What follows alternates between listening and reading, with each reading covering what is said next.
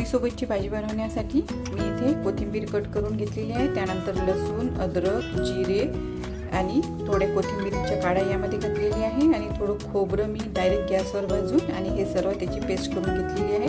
त्यानंतर बॉईल केलेले बटाटे घेतलेले आहे, बारीक कट केलेला कांदा आणि टोमॅटो, थोडा कढीपत्ता मी इथे घेतलेला आहे. कढईमध्ये तेल घातलेलं आहे. आता आपण यामध्ये मोहरी घालूया, कांदा घालूया, थोडा कढीपत्ता, थोडासा हिंग, नंतर हे बारीक केलेलं वाटण हे सर्व आपण मिक्स करून घेऊया. थोडी हळद घालूया, लाल तिखट, गरम मसाला, थोडीशी धनिया पावडर. आता आपण चॉप केलेला टोमॅटो यामध्ये घालूया. थोडे मटारचे दाणे आपण यामध्ये घालूया. बटाटा आपल्याला कट करून घ्यायचा नाही आहे, तर अशा प्रकारे फोडून घ्यायचा आहे आणि तो यामध्ये घालायचा आहे. बटाटा सुद्धा यामध्ये आपण घातलेला आहे. आता हे सर्व मिक्स करूया. आता यामध्ये पाणी घालूया,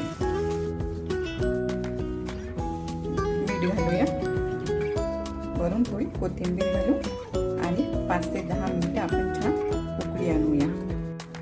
बघू शकता आपली मस्त तर्रीदार पुरीसोबतची भाजी रेडी आहे.